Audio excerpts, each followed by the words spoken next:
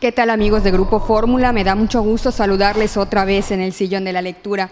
El día de hoy tenemos un invitado que en el campo de la literatura ha caminado por dos vertientes, por el campo de la investigación literaria y también por el de la creación literaria. Él es doctor en literatura española e hispanoamericana y también se desempeña como narrador. Se llama Adrián Curiel Rivera y me da mucho gusto recibirlo hoy aquí en este espacio. ¿Cómo estás, Adrián? ¿Qué tal? Muy buenas tardes, Virginia. Pues muy contento de estar aquí nuevamente, agradeciendo su invitación.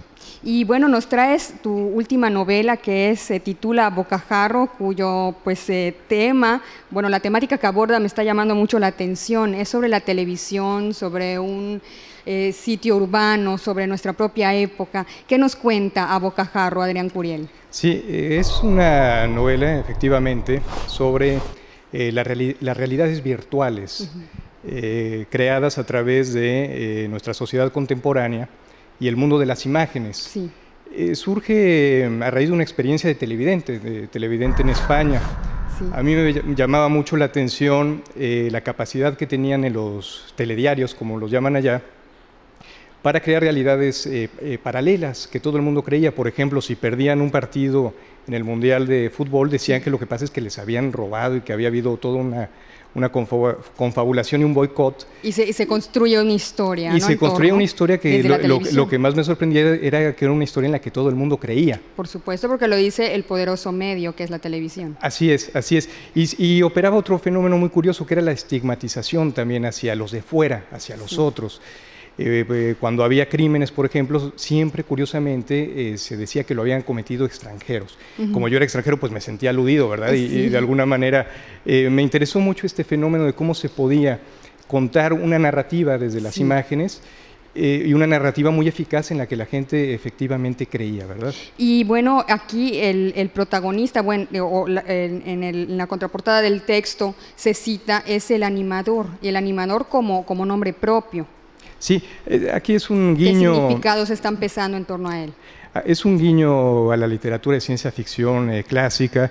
Ustedes recordarán que en 1984 hay un gran tirano, que es el Gran Hermano, ¿verdad? Ahora que se han producido muchas versiones inspiradas en este tema.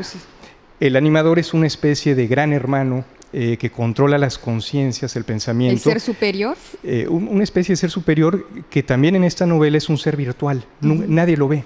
Es una imagen simplemente. De hecho, no se sabe si está vivo o no. Es totalmente atemporal. En esta sociedad, Urbarat, que está inspirada en un cuento anterior mío, las cronologías han sido abolidas. No existen los diarios, no existe nada que permita saber exactamente en qué tiempo se está viviendo. Solo unos cuantos lo saben. Pero es la época de la televisión, o sea que eso se acerca a nuestro mundo contemporáneo. Sí, es una distopía clásica en la estela de las distopías tradicionales, como las de Huxley, como la de Bradbury, de Fahrenheit, ¿verdad? Como la de Orwell. Y efectivamente podría ser una sociedad en cualquier tiempo, podría estar detrás de nosotros, podría estar adelante, en un porvenir, o podría ser ya nuestra propia sociedad. Claro, y hablando de los paralelismos, Adrián Curiel, ahora que lo mencionabas como parte de lo que te inspiró, esos paralelismos de la televisión, esta novela, Bocajarro, estuvo marcada en su presentación cuando ocurrió en el Distrito Federal por un hecho, bueno, de gran impacto en la opinión pública de México, que de alguna manera se relacionó inevitablemente con lo que cuenta Bocajarro. Sí, fue algo muy impresionante porque estábamos en Casa del Lago, algunos escritores, Alberto Chimal, Pablo Soler Frost, yo, incluso estaba mi padre por ahí, y en la presentación pues nos enteramos que había caído el avión de Juan Camilo Mourinho a escasos secretario de Gobierno. Secretario de Gobernación en ese entonces, con el presidente Calderón, a escasos 3 o 4 kilómetros de distancia. Hablábamos de Orwell, de Bradbury, y al mismo tiempo escuchábamos el estruendo de los helicópteros, el ulular de las ambulancias, y bueno, era muy impresionante porque la realidad una vez más estaba superando o interpretando de otra forma a la ficción, ¿no? Si vemos la portada del libro, igualmente hay está aludiendo un a helicóptero eso, que parece desmoronarse entre unos rascacielos. Se comentó mucho eso, que la portada podría ser un poco, pues no sé si premonitoria o confirmatoria de lo que acababa de ocurrir. Y te comento que hace poco le iba a presentar aquí en Mérida, iba a venir Jorge Fornet de la Casa de las Américas de Cuba, y pues con la influenza fue imposible presentarla ante el público, así que no sé, yo empiezo a sospechar que hay algo en el texto. Pues a bocajarro puede estar siendo sintomática de lo que le ocurre a la sociedad mexicana en estos tiempos. Probablemente, hay mucho de México también en la novela. Decías que uno de tus personajes en A Bocajarro tiene relación con alguno que apareció en un cuento. ¿En cuál, Adrián? Porque tú has producido ya un volumen importante de trabajos de creación literaria. Sí, hay un cuento previo que se llama Urbarat 451, que es un juego con Fahrenheit 451, la novela de Bradbury, sí. Publicado en una antología, Día de Muertos, que seleccionó Jorge Volpi. Sí. Y ahí está, digamos, el núcleo, el núcleo proteico de esta novela, donde también hay un problema de virtualidades, de desdoblamientos. Se incendian libros también, sí, como pasa en la novela de Bradbury, en nombre de una civilización superior.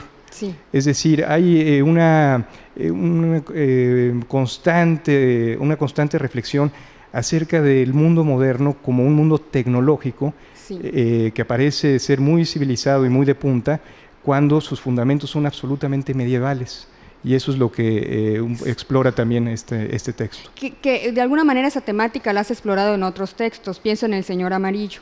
Esta novela corta, donde también hay un ser que está convocando a los personajes, donde una atmósfera de desencanto, que a lo mejor marca también nuestra época, está siendo muy importante en la narración. Sí, se ha dicho de esta novela que está un poco en la corriente del slipstream, te explico. Sí. Son esas novelas que están en la frontera entre la ciencia ficción, la literatura fantástica, o otros géneros de ficción donde lo real parece de alguna manera trastocado, ¿no? Entonces yo diría que el registro en A Bocajarro es mucho más cercano a la ciencia ficción que a la literatura fantástica más clásica, que sería el caso del Señor Amarillo, donde hay una exploración más de sucesos irracionales, ¿no? Son unos personajes convocados por un señor amarillo pues, que resulta ser el mismísimo demonio. El mismísimo demonio, además bueno, el peso que tiene hasta en el título, el color, ¿no? El Señor Amarillo. Sí, hay un juego de colores todo el tiempo, las obsesiones de los personajes, todas las desgracias que les ocurren, sus desdichas, están de alguna manera teñidas de colores amarillos o parecidos, de ocres, de limón. Hay mucha voluntad de experimentación pictórica en el texto. Que está significando también. Así es. Adrián Curiel, hay mucho que hablar contigo y sé que bueno, tu agenda está bastante complicada, también con el cargo que desempeñas en el Centro Peninsular en Humanidades y Ciencias Sociales del UNAM, que eres secretario académico, pero te estaremos invitando en otras ocasiones aquí al Sillón de la Lectura también para hablar de tu trabajo de investigación.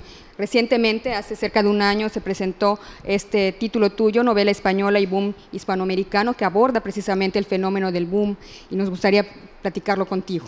Encantado. Será un auténtico placer como siempre y les agradezco mucho. Y estaremos pendientes de la presentación de A Bocajarro que se tendrá que llevar a cabo en algún momento también en Mérida. Pues supongo que sí, ya no estoy seguro de ello. Bueno, pues estamos pendientes de tu trabajo, Adrián Curiel. Muchas gracias por estar en el Sillón de la Lectura. Al contrario, gracias a ti. A ustedes, amigos, les veo en la siguiente emisión.